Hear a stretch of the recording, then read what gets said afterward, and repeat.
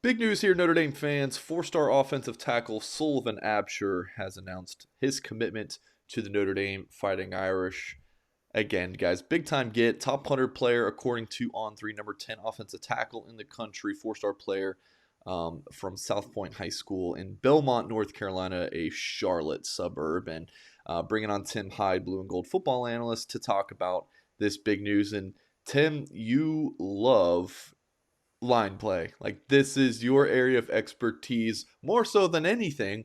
So how excited are you about this new commitment, Sullivan Absher picking the Fighting Irish here on Friday, May 13th over Clemson in North Carolina? Very excited. He is, the ultimate picture perfect right tackle for Coach Heastan and what he wants to do with the offensive line. He's a heck of a football player. The one thing you always look at, offensive linemen, especially elite linemen, is their stance. And he's a knee bender. The guy gets low. He doesn't stand straight up. He stays low. And with offensive linemen, you're always looking for a strike, leverage, and a finish. And he's elite striking ability. His leverage, meaning gap side, his proper footwork where he's stepping to, especially in the veer offense, is big time. And some of the guys, I went back because I know on the consensus he's in the top 15 in the country on the On3 consensus, and he's elite. His takeoff. There's not a lot of offensive tackles that get off the ball like him in the run game. There's a lot of big guys in the country, which is interesting. I saw 13 of the 15 top ranked guys are all 300 plus pounders already in high school. So he's on the lean side when you look at the national ranked guys, but his takeoff is at a different level. And I think that's the thing that really is going to set him apart when it comes to the final rankings down the road. And And before we started recording, I told Tim that I received kind of official measurements on Absher when or what he checked in during his last Notre Dame visit. It was 6'6", 300 pounds, and Tim was like, "Whoa, he's that big?" Because he does look what, closer to, I don't know, yeah, Tim, 275 in this film, and yeah, he's up closer to 300. He's got real long arms as well. So, I mean, it seems like based on this film, he could play really anywhere on the offensive line. But you like you said, you like him as a prototypical right tackle. Tell us why. well, I mean, two plays back at the 125 mark is my favorite play of him. They're running the toss to his side, and he just rip reaches, gets to the edge.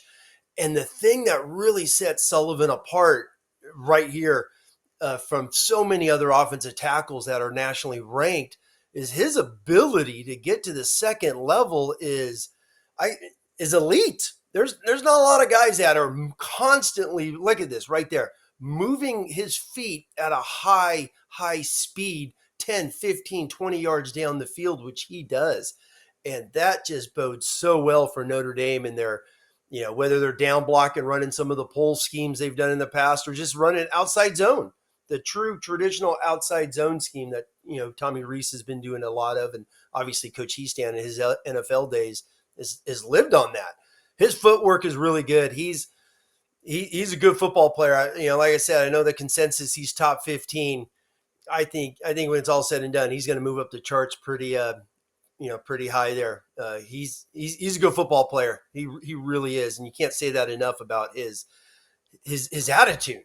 That's the other thing. The right tackle, the power side. When you think of offensive linemen, left tackle, your traditional great pass blockers. He's got it. I know there's not a lot of pass blocking in this film. It's run because they run the veer, but he shows with his footwork and the way he moves his body. He's not a stick in the mud whatsoever. So that does bring me to my next question. And it's highlight, yeah, it's a veer offense. Mm-hmm. I mean, I wouldn't be surprised if his high school team threw the ball like 50 times the whole season. Some schools might be doing that in a single game. As a coach, is that something you're excited about? That you just have a ball of clay that you can, mold him as a pass blocker exactly how you want, or is it, man, like, I got quite the project on my hands because we have no idea what this kid's pass blocking ability is like. Any thoughts there, Tim?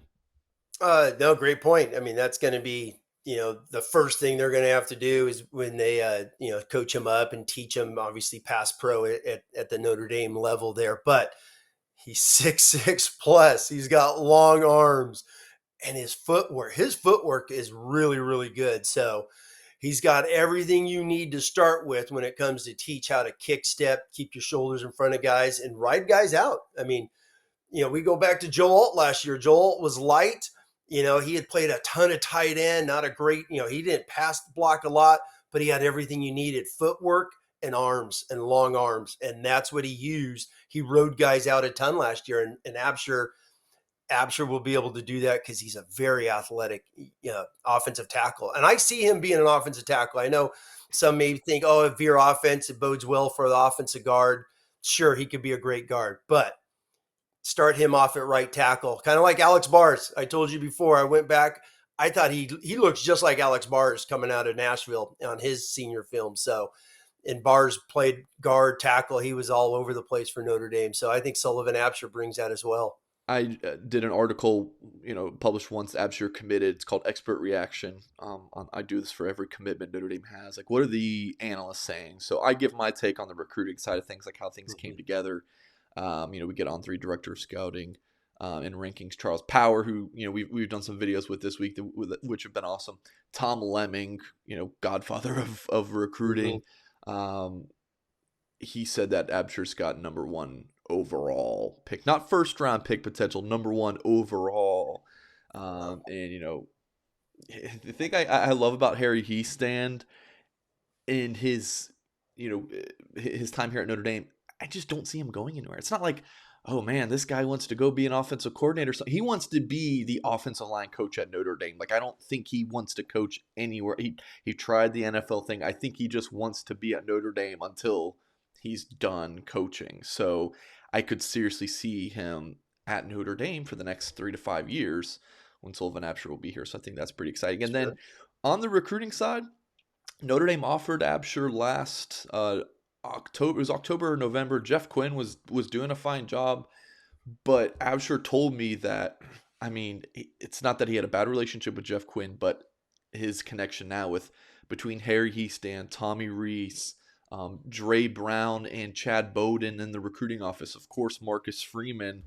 I mean, it's a 5-headed attack here for Notre Dame recruiting Sullivan Absher. So, Notre Dame for years, it was kind of just like the position coach recruited the kid, and that was it. And now Notre Dame has 5 guys on a single player like this.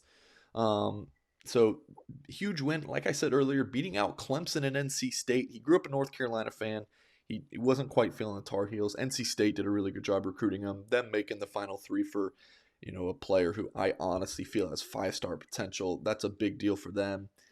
So they beat out Clemson for a kid from North Carolina. Stop me if I've said this before. I mean, Notre Dame beat out Clemson for Sam Pendleton, and could they do it with, a kid from South Carolina, Monroe Freeling, who's from Oregon, but, been living in South Carolina for a while now. Monroe Freeling looks like it's a Notre Dame Clemson battle. I mean, Tim, what do you think about the Irish going into Clemson's backyard and beating them on a couple of recruits and maybe a third? Well, first off, I went back history of North Carolina. I started, because Notre Dame's recruited great in the South, California, obviously Illinois, Ohio, great linemen they've had. The last offensive lineman Notre Dame signed was Mark Harrell in 2012. I got out the old blue and gold yearbooks I got here. You had to go all the way back to 1987 with Winston Sandry, who was a starter over his 5-year career at Notre Dame out of Raleigh, North Carolina.